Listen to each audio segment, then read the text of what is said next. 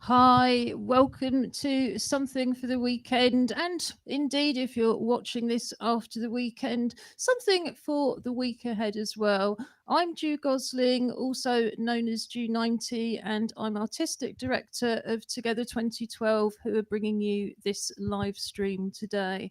With me in my studio in East London, and we've lost count of the weeks and months we've been locked down together, is our chair, the artist and activist Julie Newman. So we're going to come back to East London in a minute for some more introductions and some audio description. And also, we'll tell you what we're dressed up to go out to stay in to do this week. But first, to the other end of our long virtual wheeled sofa, all the way to the West Midlands, where we appear to have our co hosts in a new space. So introduce yourselves and then tell us more. I'm Tracy Surgener, and yes, I'm in our new studio space. I'll let Robin tell you more about that in a minute.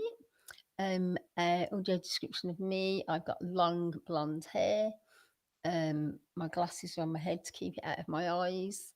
I've got blue eyes, pale skin, and today I'm wearing a pink and white long sleeve t-shirt with a rather glamorous looking lady on it with a sparkly handbag, a sparkle, and some words about getting a coffee in downtown New York, and a pair of easy, patchy brown trousers. Okay. Aren't they called athleisure these days? Yes. And what are you dressed up to go out to stay in to do? uh, well, I'm dressed up to go out to stay in to see what's going on with the Australian fashion show today. So I'm hoping I can find some virtual fashion shows online. I think I might take a moment just to also plug Drag Race Down Under, which is a kind of alternative fashion show on BBC iPlayer. And we're going to come back to all the offers from BBC iPlayer later in the week ahead in the second half of the show. But Robin, who are you? Well, I'm Robin Surgener, also known as Angry Fish when I'm being a musician and so on. I am also business director at Together 2012. As you say, we've moved our end of the sofa um, very carefully from inside the house to the garden where we are now occupying a brand new studio space. Um, which apologies if it's a little echoey. We're getting used to where we need how to get the sound quite right down here, but it's principally for running the show, the gallery, which will be with us soon, and a recording studio, a music space, spoken word. Anybody wants to come and have a go when you're allowed, I will be here waiting. And oh, I was going to say, and I'm to describe myself. I have what looks increasingly white hair at the moment. Um, Blue eyes behind no rim, black armed glasses.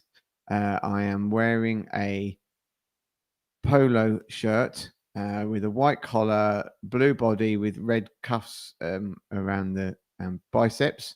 And then embroidered in white are images. One is for England, and one is of the Euros football, and it is a Euro 2020 t-shirt. And again, I will come back to that later.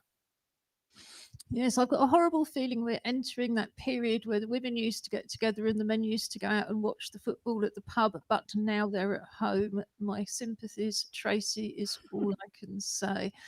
I saw at the weekend that there's a great growth in what they're calling shoffices, which are office based, yeah, garden offices effectively, but they take it from sheds. Is this a studio? No, no. This is a brick EO bricks stew. Whatever. No, it's proper. We might call it a studio anyway. So, Julie, could you give us some audio description and introductions? And by the time you've finished, I think it will be quite clear what I'm dressed up to go out, stay in to do as well. Hi, I'm Julie. I'm the chair of Together 2012. Today I'm wearing a black baseball cap with a rainbow flag on it. I'm wearing a black t shirt with a rainbow flag on it. And I have a dear little heart, which is a crystal heart around my neck, and a black watch. And what colour hair? Blah, blah, blah. Oh, my hair, yes. I keep forgetting about my hair, and I think it's because I don't really want to remember about my hair, because it grows, and it grows. And although it's not as long as Tracy's, it's sort of mid-length, and there's quite a lot of it, and it's a bit curly at the ends. I'm wearing dark-rimmed glasses as well. And you've got brown eyes behind those and pale skin.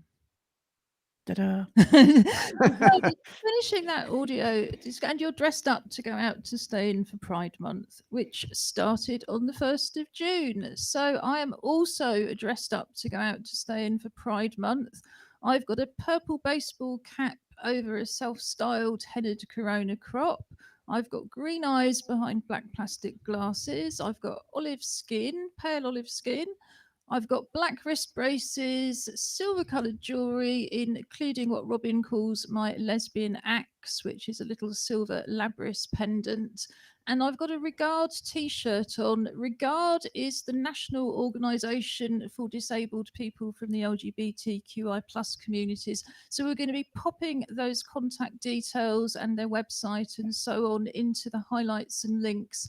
We publish a highlights and links page by 6 o'clock on the Friday we record the show, and that has details of everything we're recommending, as well as poems, artwork, videos, and anything else we've included in the show. And we'll move on to our highlights and links with the recommendations for the week ahead in the second half of the show. Also, in the second half of the show, we'll have our weekly Clockwork Paralympics, and behind us, in terms of audio description, our teddy bear waving a rainbow flag is waiting with bated breath to see whether or not it's going to be entitled to wear a medal, to see whether or not we win this week's Clockwork Paralympics. But I know it's going to be fiercely fought against Birmingham 2022. But before then, we've got work to share with you from this week's Together Clubs programme.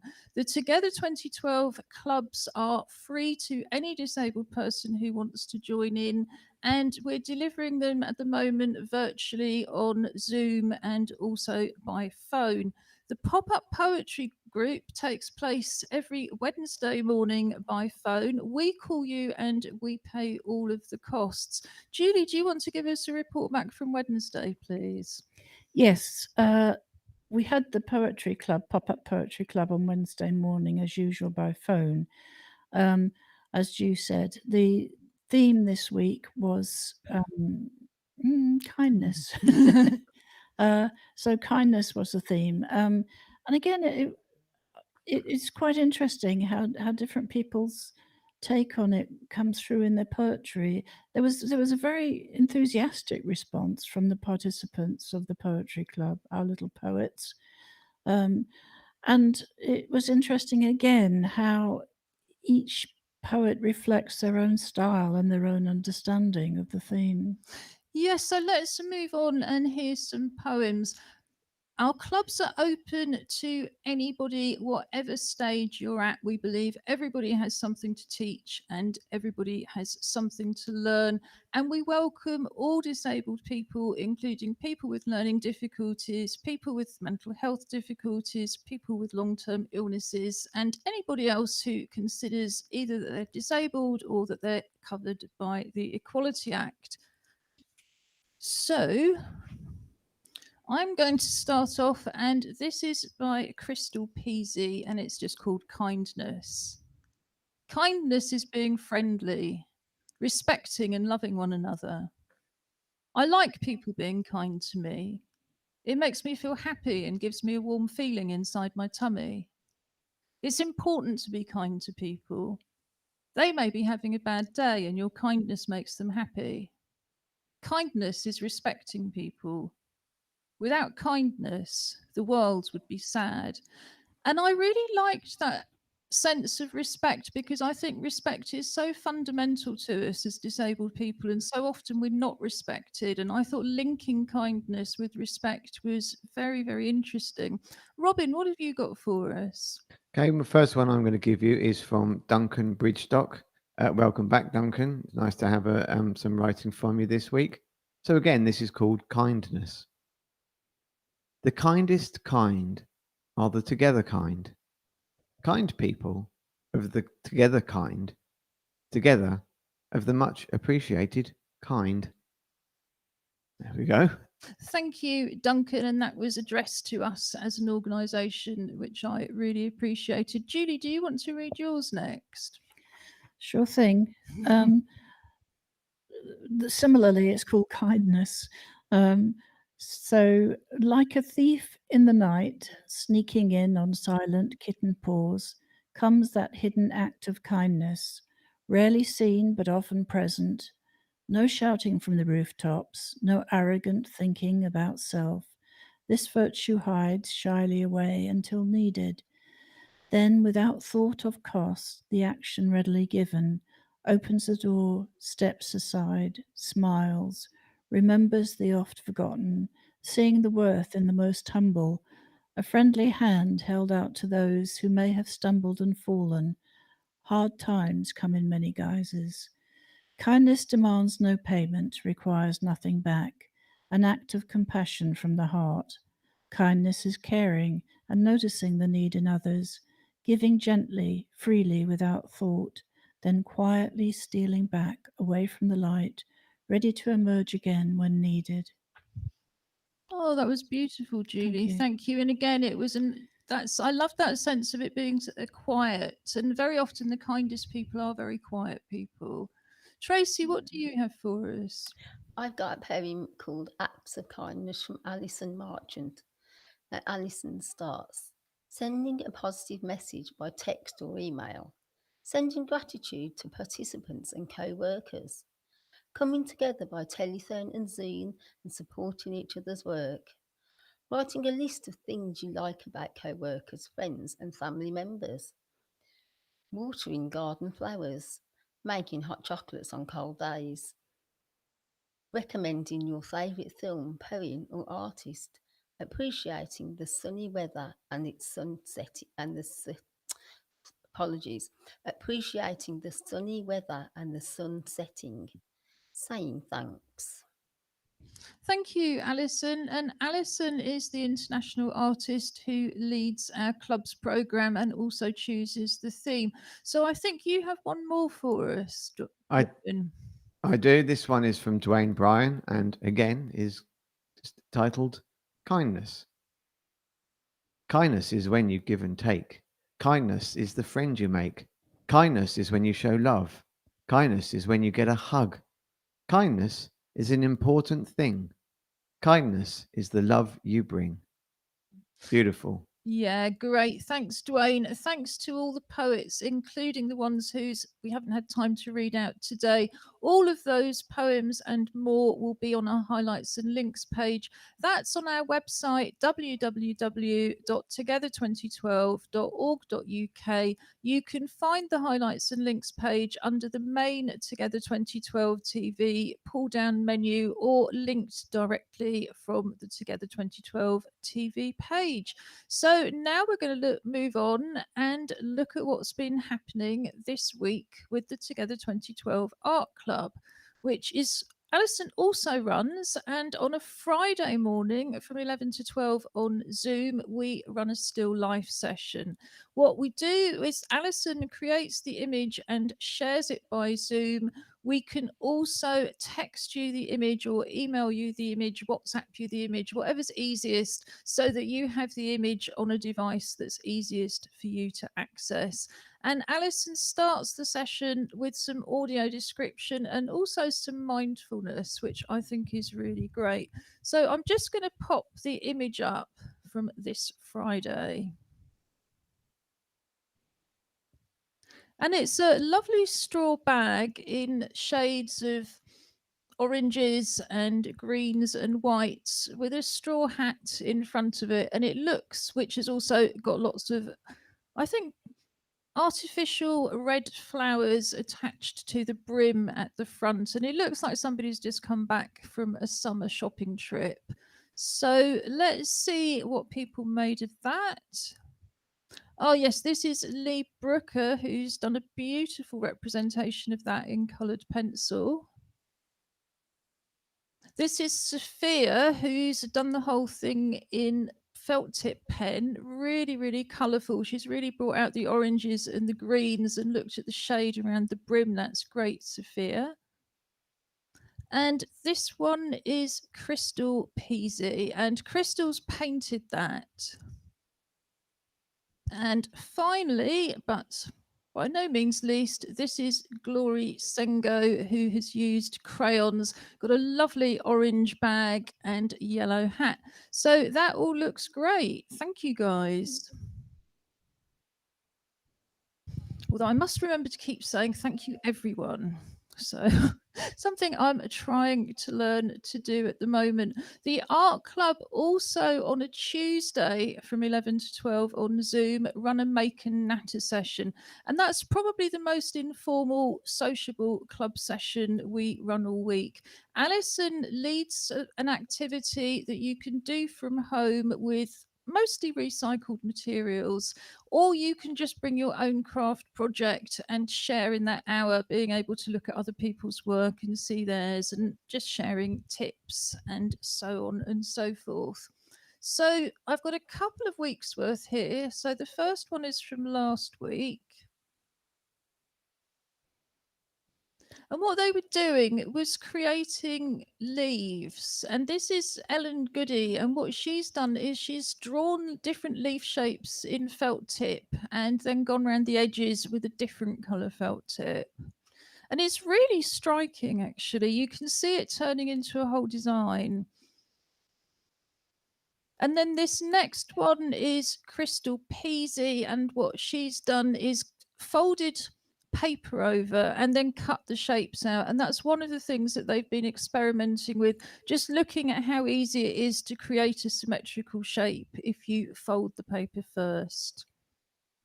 And indeed, here are some images. Oh, forgotten the name.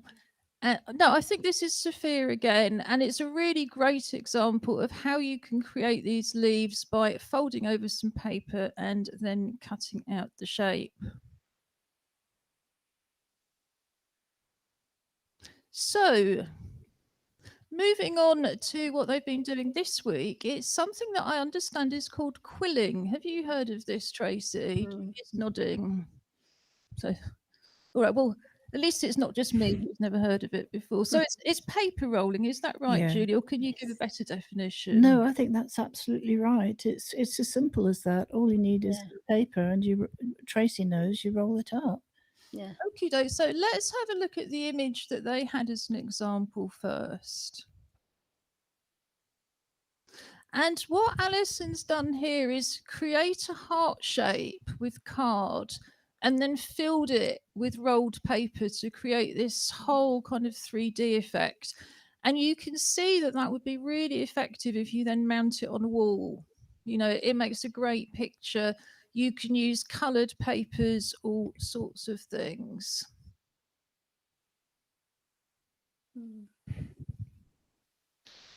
So I'm going to have to go back, and all of the names of the artists will be on the website, but my piece of paper that tells me the artist names has gone walkabout. But this is a beautiful representation where somebody's drawn a heart and then rolled the paper in different colours around it. So the heart is drawn in red, and then there's orange paper rolled, blues, yellows, reds, and greens. We always say it's a good thing to do with junk mail, this kind of thing. So you can also get lots of different colours from different sorts of junk mail. And then this one is Crystal Peasy's, and Crystal has created the sort of outline in yellow. So she's got a complete solid outline to keep her quilling in, and then used shades of yellows and pinks, which again, you could easily get just from the junk mail. May I just say, Yes, please do, Julie. I'm so impressed at how effective this very, very simple method is. I think they look great. Well, I think that's what's always so important too, is we try very hard to make sure that activities are simple, inclusive, very, very cheap or free to do, but also that you can use in fine art. And actually, these are the kind of techniques that you can absolutely use in fine art, aren't they? Yeah. Did you have any experience of the quilling now you've seen it, Tracy? Yeah, it's something that I've done before, and you can get really, really thin pieces of, paper that's only a couple of millimeters wide, and make very detailed pictures, of anything, people, houses, flowers particularly lends itself to flower pictures of flowers quite well. And can you just give us a few tips? So, do you always have to create the sort of outside piece first that it's going to go into, or can you do it a different way? The way it's been done with the heart, I think that's a really good way of doing it, to create the outside, because then you can you've got your shape and you're still in that shape. But if you use the very small paper that's maybe a couple of millimeters, a good way to handle that is, what I found, is to start off with, depending on the size, a pencil, so you can sellotape the first bit to the pencil and just wrap it around, or even cotton buds, or any sort of really thin stick, and just sellotape the first bit on, because you try and do it and you get so far and it can just pop open, which is frustrating. Yeah, the other thing I found recently when developing some materials for later in the summer is I'm surprised at just how effective Pritt Stick is, or the glue sticks that are like Pritt Stick. Because I did wonder as well, if you was putting it onto quite a firm base, whether you could glue it on. But again, I think the secret then might be a firm base. I wonder, you've done some great activities, and all of Tracy's Join In with Tracy activities, as they're so aptly titled, are on our website under the Join In from Home program.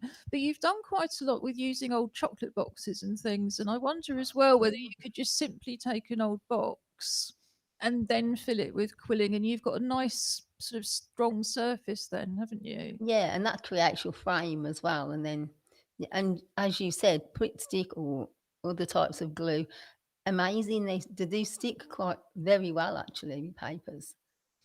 Well, So we're yeah. going to come on in a minute to see your activity this week, which is paper hat making, as I've never seen it before.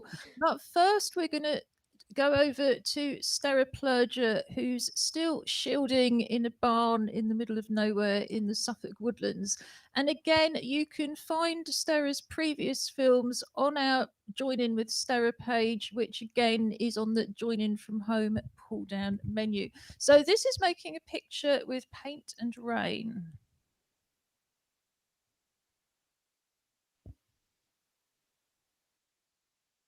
Hi, I'm Stera, and I went for a walk. It was disgusting. It was raining. And I was all wet. It was disgusting. And Merlo, the dog, was all wet.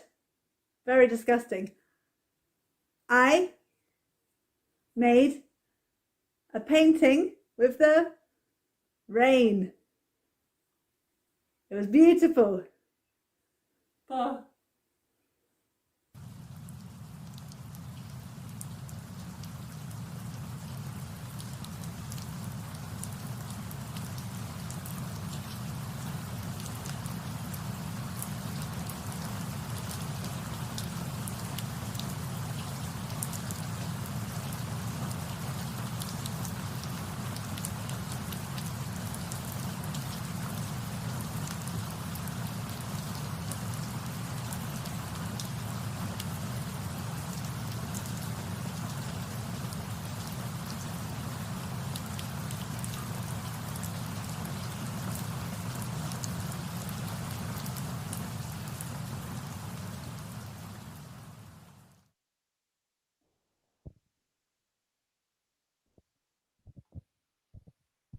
You were saying, Julie?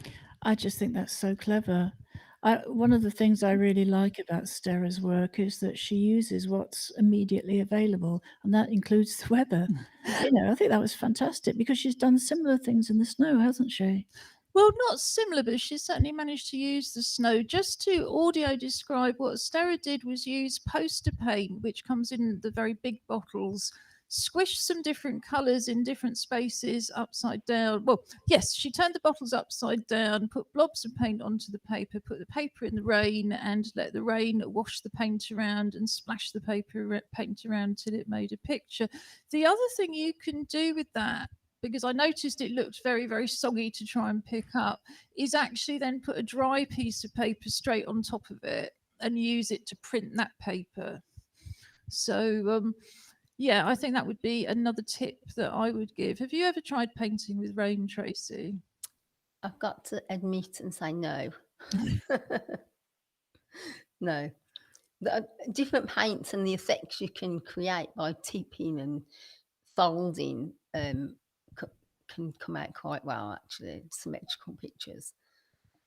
But yeah. Lovely. Well, let's move on to your hat making activity. So I'm just going to pop the first image up on the screen for you to talk us through. Right, well, I think a few of you might remember that I wore this hat a couple of weeks ago on the show, and I thought, I'll show you how to make it. So this is the finished product.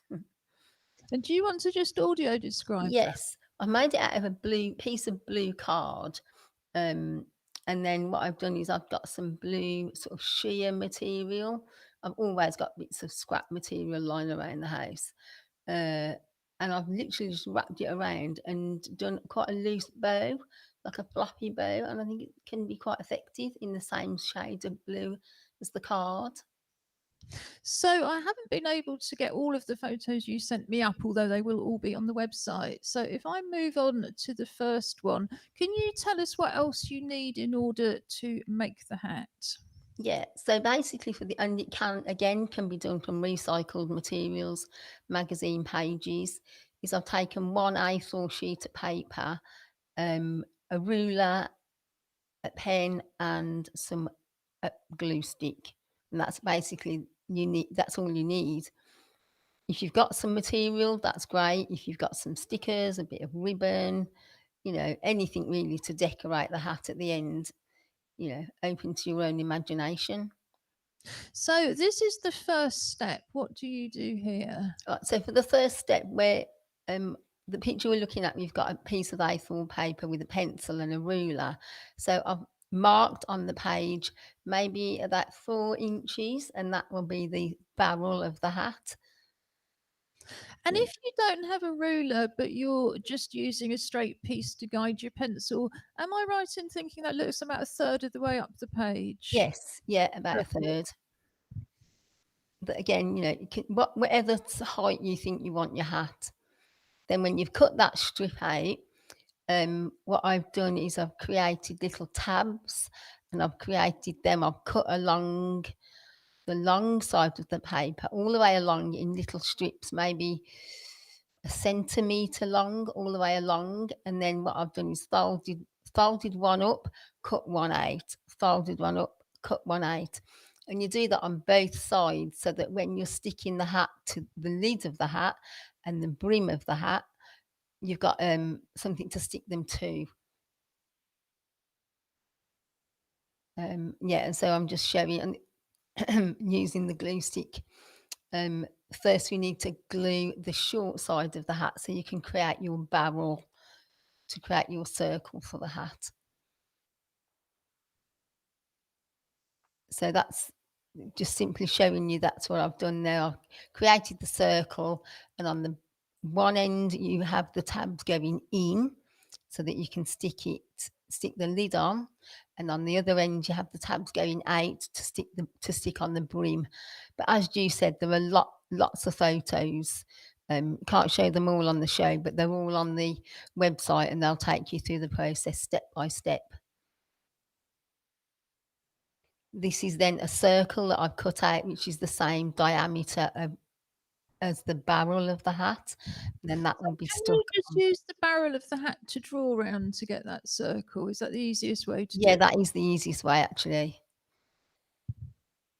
It And then is you've just got lots of glue on one side. lots of glue on the underneath side so that then we've got a good area to stick those little tabs onto. Actually, that's me. Then this one is me cutting out the brim of the hat. So what I've done is I've used a very large coffee cup, and I put my hat barrel inside to get the size. So I've probably gone an inch and a half around, an inch and a half bigger than the barrel of the hat to create the brim. I'm finding more and more often it's amazing what you can find in your kitchen to do with your art. Oh, absolutely, yeah. Saucers, anything. And then again, just I folded it in half, so a bit like the group were doing, about cutting things. I folded it in half and cut the circle out. Didn't measure this, I sort of just guessed it. And then if it wasn't quite big enough, just chopped a little bit more off. Found it was easier to take off little bits than to try and cut one big hole. Yeah, and I think most things that require measuring, you actually don't have to. So if you haven't got a ruler or you always find measuring a nightmare, do things on the eye. It's always almost, sometimes it's better. The number of times I draw something up with a ruler and then look at it by eye and go, that's certainly not straight. Yeah, yeah. Yeah, and that's it. That's what I've done. I sort of pushed that circle down over the hat. So now looking at the underneath, and then those little tabs that I was talking about. I ended up sticking the little tabs. So I've left a few up to show you. Then I've gone round and stuck them individually, and then held them down till they've dried. And there, voila, is the finished hat. And you put it on a hairband, didn't you? I did. I put this one on a hairband, just a plastic hairband that I have in the house, and literally just sellotaped it to the hairband, at a bit of an angle, so that when I put the hairband on, it sat on the side of the head. But presumably you can also scale this up. So just Oh yes, you've definitely, got a bigger piece of paper, you can make a hat that will kind of sit right on your head, can't you? Using exactly absolutely. the same And if you've thickness. only got A4 sheets of paper, then you could make the brim in two halves, and stick it together. So yeah, you can upscale this definitely. Brilliant. I'll just take that off now.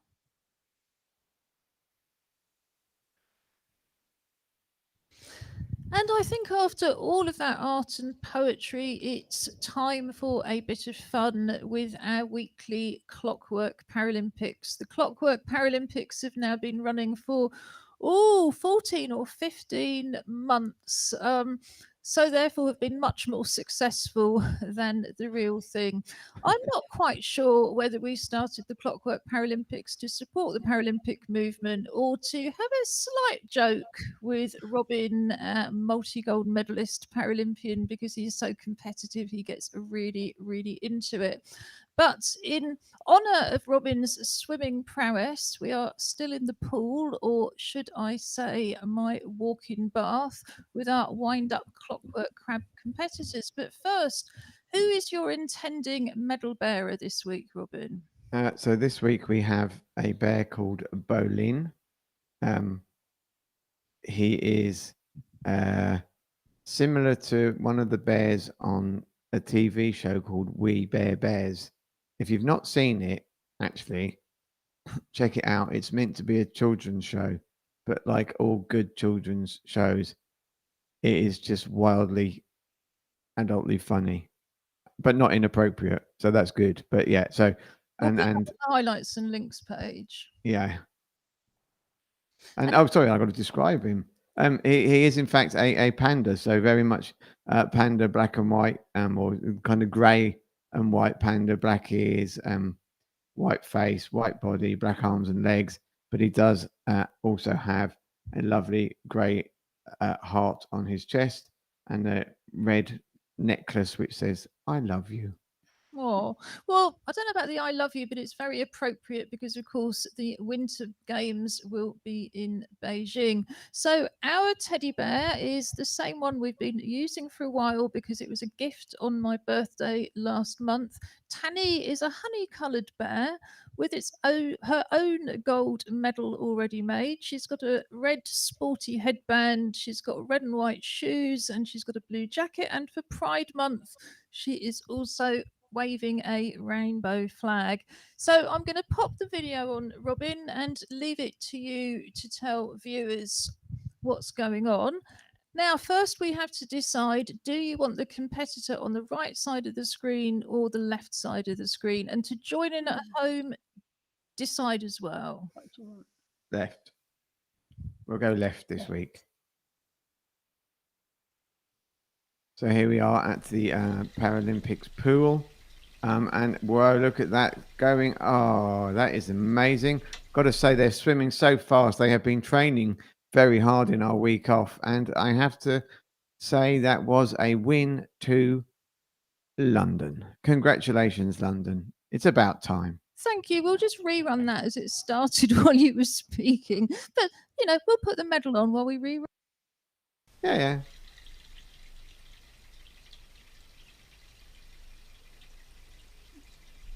Congratulations.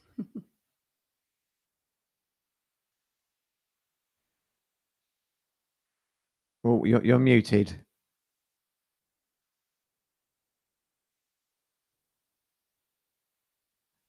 I'm stuck. Sorry about that. I didn't have a spare hand, but I'm stuck for hands as well. I think Tanny would like to graciously say thank you very much. I just waited a long time for this to happen. And she already has her gold felt medal that she came with and a gold Together 2012 cardboard medal that arrived on her. I think to compensate us for the fact that somehow you seem to win most of these, and yet it's a complete game of chance. Again, you can find all of our Clockwork Paralympic videos on our highlights and links pages, and it's very easy to join in from home.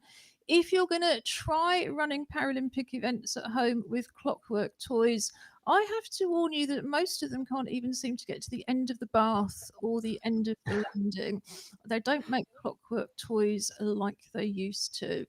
But now it's time when we look at what's coming up in the next week and enjoy some recommendations. And I'm wondering, Tracy, whether you'd like to start. Yeah, I would actually. My recommendation for the week is they're all on the links page, but it's called the Society X Community. And it's interactive online activities based around photography, painting, poetry, and they all start with the element of mindfulness and well-being.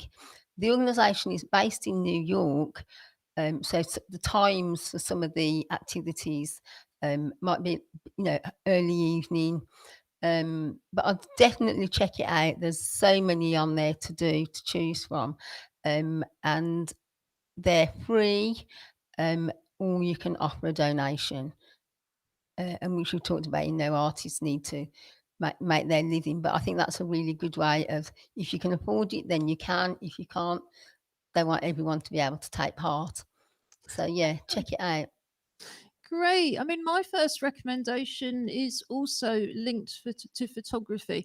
There's a new BBC Three series on BBC iPlayer called The Great British Photography Challenge with the photographer ranking.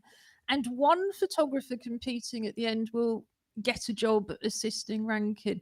What's interesting about it compared to some of these other kind of arts-based competitions we've seen is you don't lose a competitor each week. They all go on this journey together.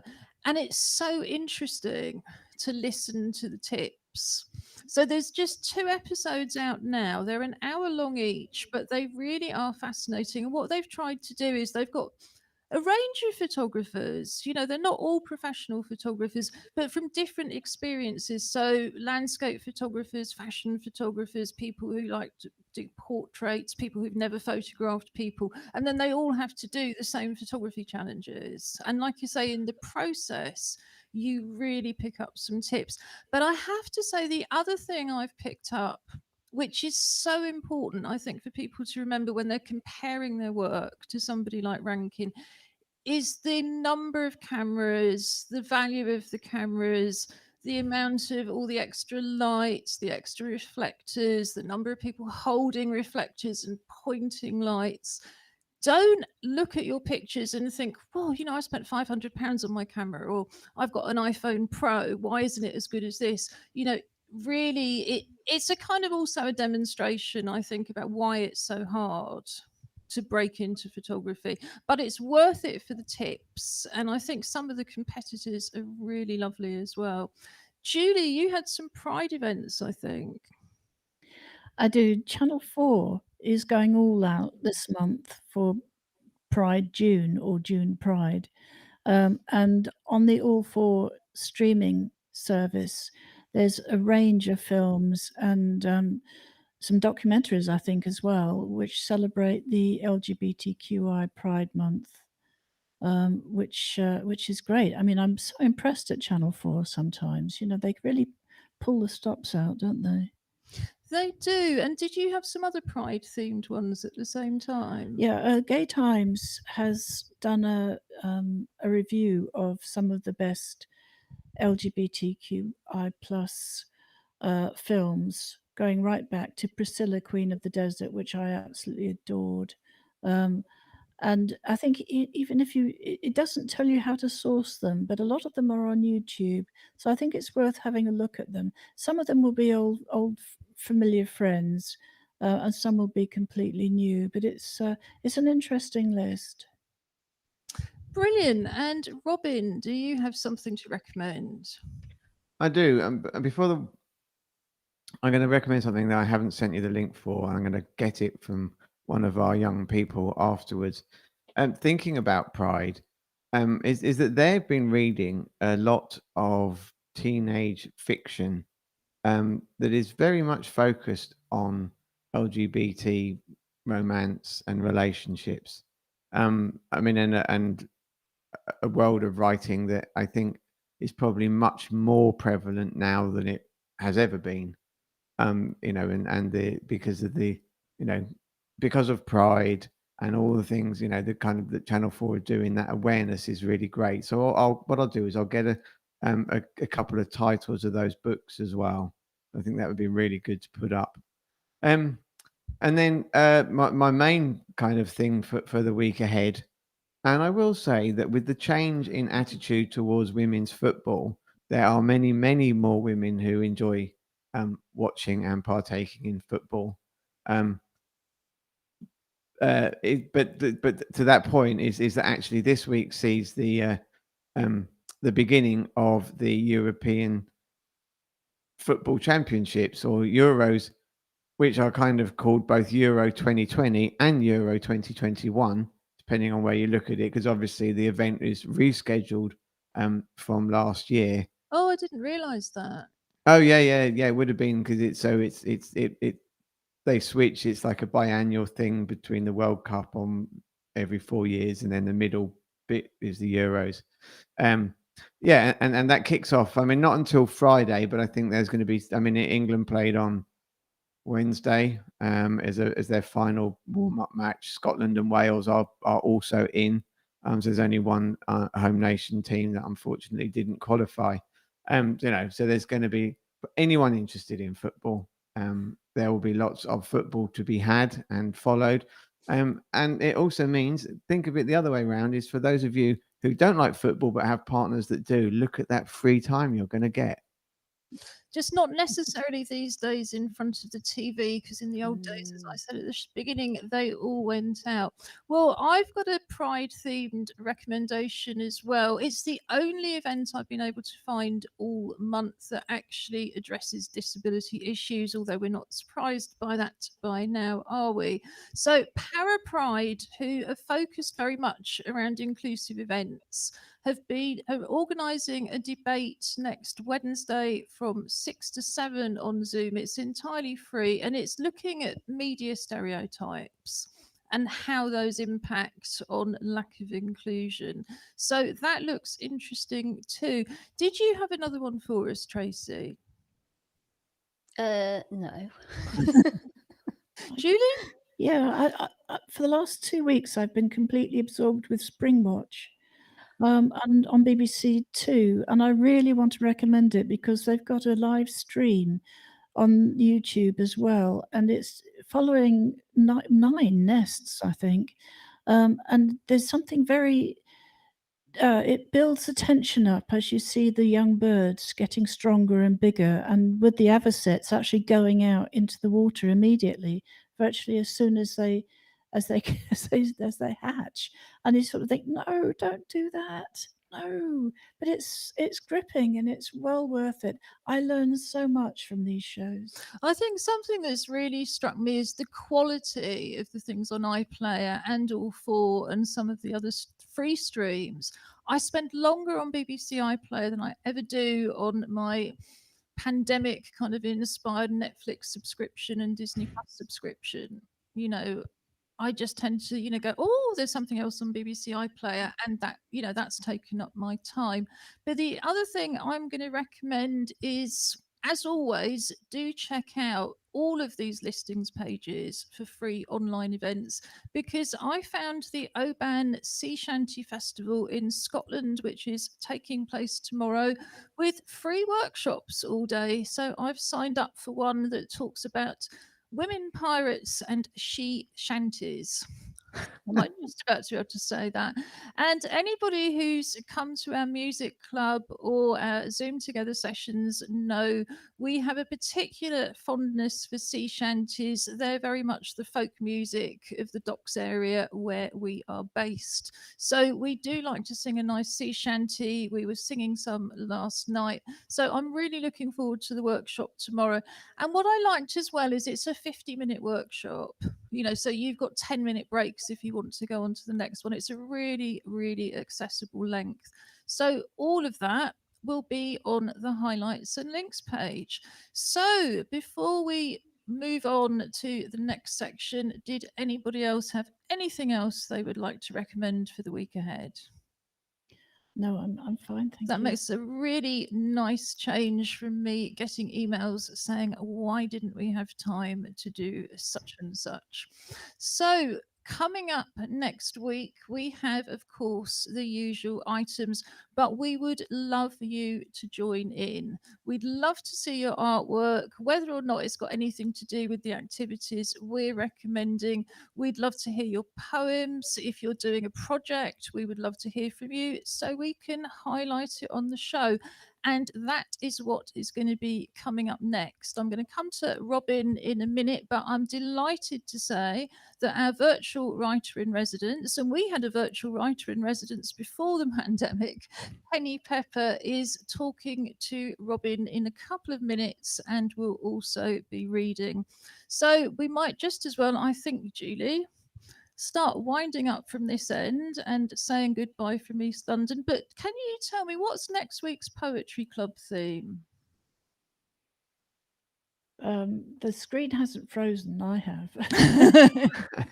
I saw some correspondence about a song or my favourite. Oh, my favourite song. Thank you. Yes, it's my favourite song. Actually, it's not. That's the one at the end of the month.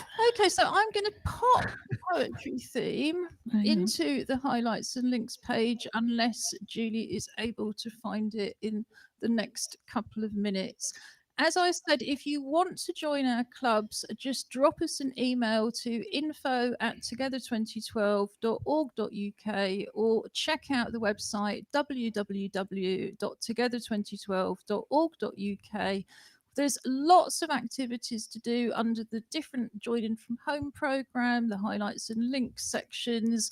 We still have a wonderful range of content up from our past festival. So just go on the website and enjoy. And I will say goodbye from East London, but looking forward to seeing you all again next week. So, Robin, do you want to tell us what we're going to see next? Yeah, upcoming is an interview with Penny, who's very excited about something that's happened with her and her writing recently. I just add before we run the film that there's a short story she tells at the end, a fictional story, but just for viewers or listeners to be aware, there is some reference to suicide, vaguely couched within the story. So don't be alarmed, and it is a made up story. Yeah, or otherwise just switch off before the story starts. But listen to what Penny's got to say first, because, yeah, we're all interested to know. So here we go, and see you all next week.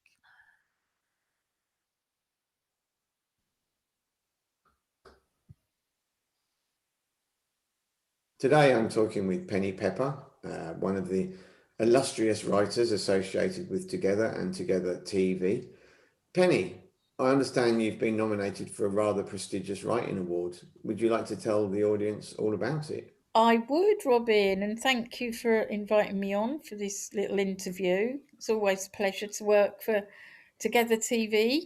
I'm one of the 10 winners to win a Hemingway Shorts competition, and that is named after the great American writer Ernest Hemingway. I'm absolutely, well, I'm even lost for words, and that doesn't happen very often to me.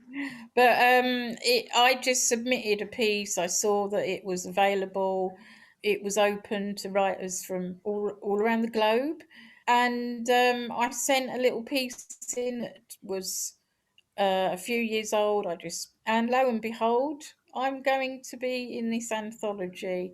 It's very exciting. I don't think it's entirely sunk in even now how wonderful it is, and also, allow myself to feel proud and what effect it has to be associated with the Ernest sort of Hemingway name. I think the anthology is coming out early June. There will be an ebook version available. But yeah, and I'll tell you a little bit about the piece because I'm not allowed to read it yet. It's called Hatman and Brian, and it's about a character called Jane, who's a disabled woman, and she's in New York. And this is where the inspiration came from. I went to New York in 2011 to do a piece of work with American friends, disabled friends in New York, and with Matt Fraser, who I hope everybody knows in disability land. But and that was at a bookshop, and I did a reading, so it's kind of like a full circle. But I had this experience on the bus. I'd used the buses a lot in New York, and they are, in some ways, they're better than what we have, because the bus drivers are much more on your side rather than sort of ignoring you or grunting at you, and they will slay the entire bus if there's any grumbling. You go on by a lift and you are clamped in, and I will say there was no nonsense from the passengers. It was like completely accepted, integrated into everyday life, if you like. But the bus stops, the bus driver gets you on, and these are the normal public buses. There was these two oldish men having this strange chat about maps, like they'd been friends forever, and they were having this sort of slightly argumentative chat. But then they saw me, and one thing, everyone knows me, that I'm a bit of a peacock, and I show off with my clothes and I make statements, about how I look. So I had flowers in my hair, and my friend in New York had said, "You will be stared at, but it won't be nasty." And I did feel that, but these two elderly men actually said, "Hey, that's a pretty flower." But it just stirred an inspiration about this, the stories within people's lives. Yeah. And I created this piece. It's not very long. It is what's called a flash fiction, which I'm quite good at. And I'm owning that today. I am good at it. I've won quite a few prizes for my flash fiction, because you have to grasp an essence of something, an essence of a moment in time, still tell a story, but leave your reader wanting more. So they're good for beginners, but they're not always as easy as they seem. One reason I'm so extra excited, and I'm going to just, it sounds a bit lazy, but let me read what I put in my newsletter. This is what the judge's comment was. The judges read and evaluated many submissions. Your piece stood out for both its choice of subject and the quality of its prose. The other thing I must add, Robin, is that, and as I say here, even more importantly, I'm delighted that this provides an international platform for my work in telling the often unheard and neglected disability story. And that is possibly the most important aspect for me. This is what I've done all my life. This is my passion, and it's to tell the true, contrary, celebratory, amazing story of us. We're not one story. We're multiple stories like any other community. And even now, we all know how little those stories are seen and heard. And that's amazing, Penny, and to be, a winner in such a prestigious contest. So, again, congratulations from Together. Thank you. Now, we know we can't hear the short story yet that's in the prize, but I'd love for you to finish this interview with reading one of your other amazing short stories. Thank you, Robin. So this is called Breathe in the Water. They don't talk about the barnacles in the books. They crust on my aged tail like the corns on my old nana, who used to have them when she lived on the dry. My hair is no longer a fable, not a wild plethora, a luscious siren whirl around me as I move. It's all strings and tattered weed, and it tangles me at the slightest turn. When I first came to the water, it was new and unexpected. It took me a while to adjust, but at least Finn was here. He scooped me, pulled me into his strong arms and cocooned me in his own ebullient locks that moved with the tides, issued seahorses and sea snails from the twists when he shook with laughter. I recall my first sea day, a death of one kind and a birth of another. The cliffs were not so high, but sufficient for the closure I required when I jumped. How cold it was. A terrible shock, and the urge to fight was strong. I didn't break at once as I'd expected, but bobbed and rolled and argued with the sea. But then I let go. I breathed in the taste of salt, dragged in that cold, surging elements into my lungs. I felt water possess me and ravish my young bones. Yet a spark came, a noise of lightest gurgled laughter, and a woman of the water lifted me up and stroked my hair.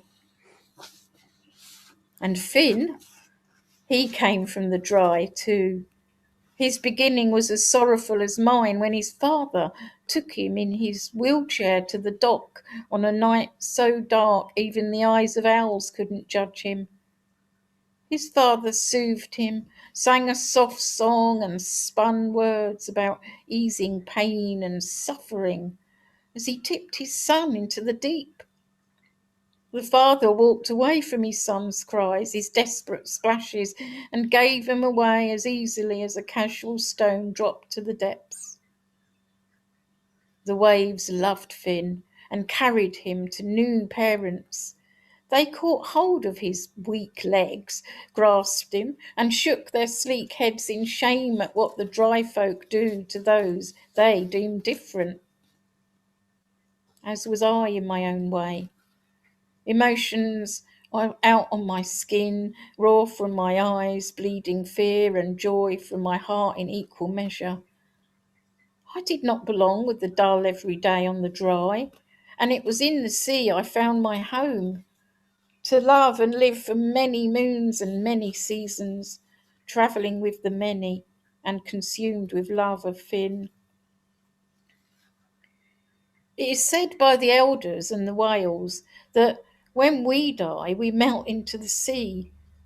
We become it. It becomes us. And as long as there are seas and stars and lost folk who want to believe in the extraordinary, we will prevail.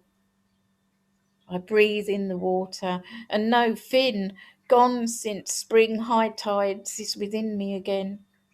Our children swam far to find lovers of their own long ago, and I know it is my time to rest in the waves, to smile as I dissolve, slow and soft, watched by red crabs and rainbow coral, into the essence of my love, my darling ocean love. Our two different troubled streams, now one, loved, absorbed by the accepting sea.